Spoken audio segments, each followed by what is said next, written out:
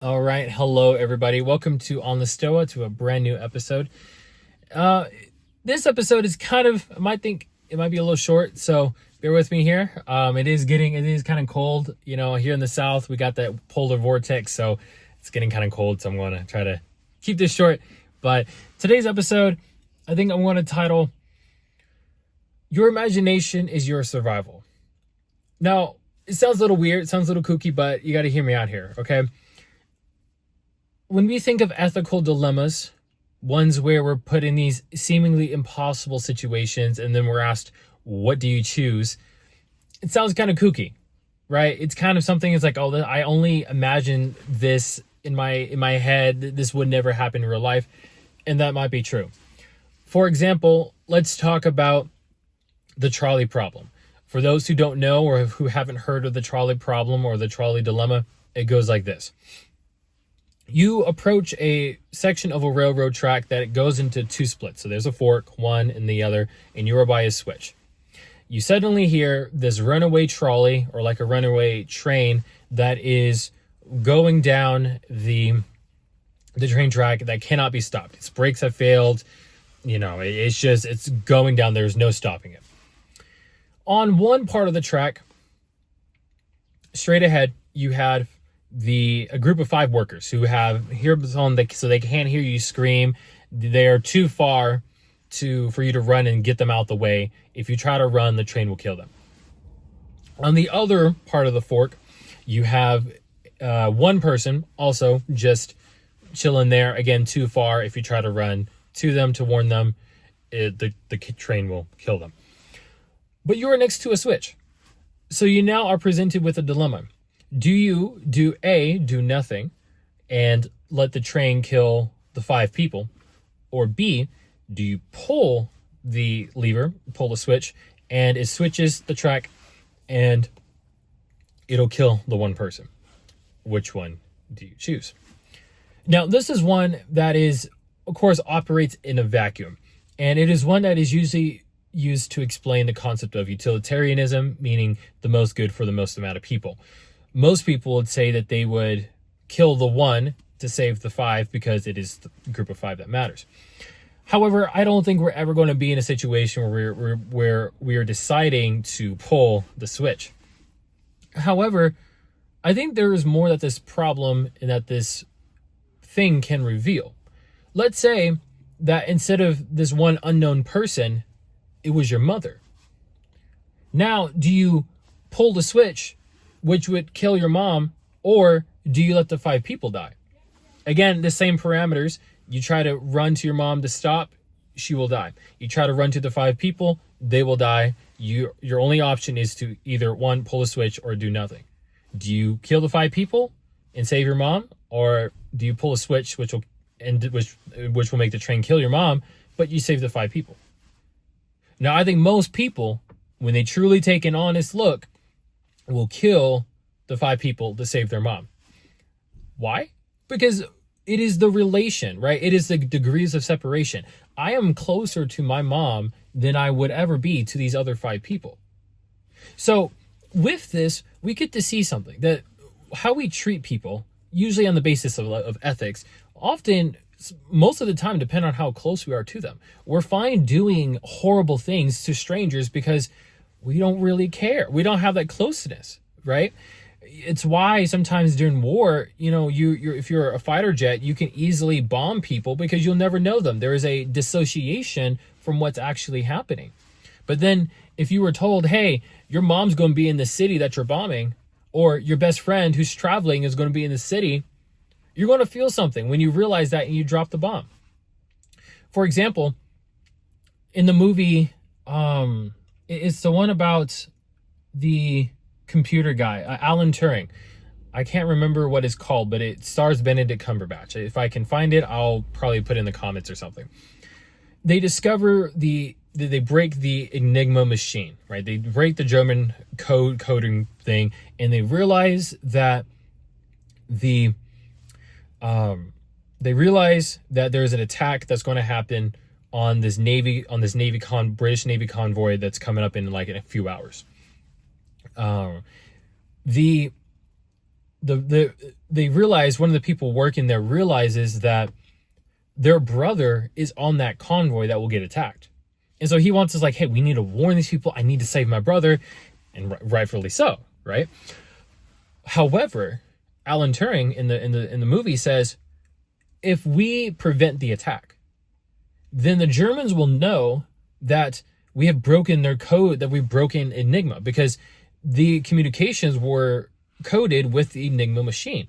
And so if they know that if we stop the attack and intercept them, then the Germans will know, oh, our thing's been broken, we need to try something else. And then they'll create a new machine that probably could not be broken, at least for a long time. So they decide at the end of the day to let the attack happen, knowing that it will kill the brother in order to, I guess, in a more utilitarian sense, or the greater good, to save millions more lives in the war. And I think this shows just how we relate to each other, and then also how much our sense of morality can be influenced by other people, by certain situations. We tell ourselves, oh, in this situation, I would do this, I would do that. But when that situation actually happens, you don't do that thing. And I think it's perfectly normal that it happens. I mean, it's nothing. Do I think that it should be, everyone should be, oh, I'm gonna do this. No, I think people should take an honest look at themselves and understand the situation. But it's just a part of life. People do that. The dream, the imagination of something will more often than not be more, I guess, of a beginner level than the actual thing when it happens. So when you imagine, say, Call of Duty, and you're playing your war game, actual war is much rougher and it's much more deadly. Lives are actually at stake, and there's much more carnage than what TV shows, movies, video games will ever show. And I think this is something that we have to factor in when we talk about what we would do in certain situations. We have to truly imagine ourselves in that situation, and truly imagine us as ourselves, truly take a look at that and see what would we actually do? How do we perform? And I think in that we truly get to understand who we are as a person. The question would be, oh, how do I do, if I was dating someone and they cheated on me, how would I react? Some people would be like, oh, I would absolutely divorce them or break up with them, right? Excuse me. When it actually happens, people are like, oh, I actually love this person. I don't want to leave. I'm attached to this person. Or let's say, you say, oh, I divorce my spouse if they cheated on me. But then what if your kids get involved? Right? What if there are kids involved? And now you have to factor in your kids and seeing, oh, what's going to happen? Right? Sometimes some people stay because they factor in the kids and they think it's better to stay, and they fold on that initial thing, like, I would absolutely leave. So I think we have to put our pride aside and say, instead of saying, oh, I would absolutely do this, actually take a true look at yourself and see, what would you actually do? Do you think you truly have the heart to do something horrible in order to save your family? A lot of people, being in a zombie apocalypse or in some type of disaster, they think that they would, be the most moral person or whatever. But that's not the case.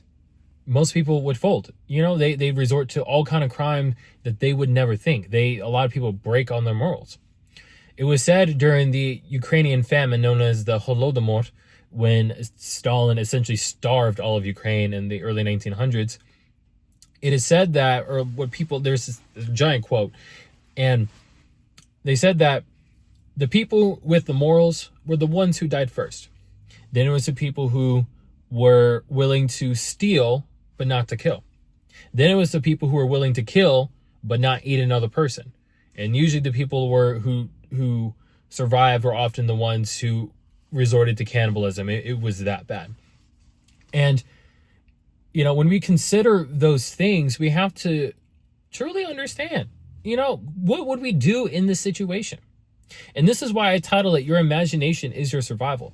Because if you can truly put yourself in what you would think in that situation, how would you feel if so-and-so died? How would you feel if you got into this situation?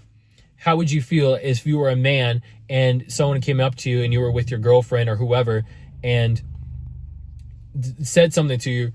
What would you do? Would you actually get up and fight them? Would you say something back? Or would you kind of say, hey, baby, let's go walk away? Actually think about what you would do. It's easy to say, oh, I punched the living crap out of them. But actually, like, some people don't do that, right? Because there's more cards on the table. Life does not happen in a vacuum.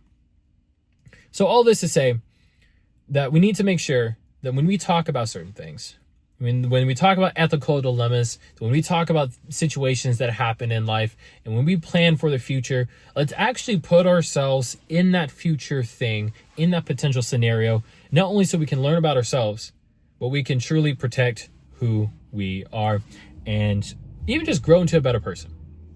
That's going to be it for this video. Thank y'all so much for watching. I hope y'all have a wonderful start to your 2025, and I'll see y'all in the next video.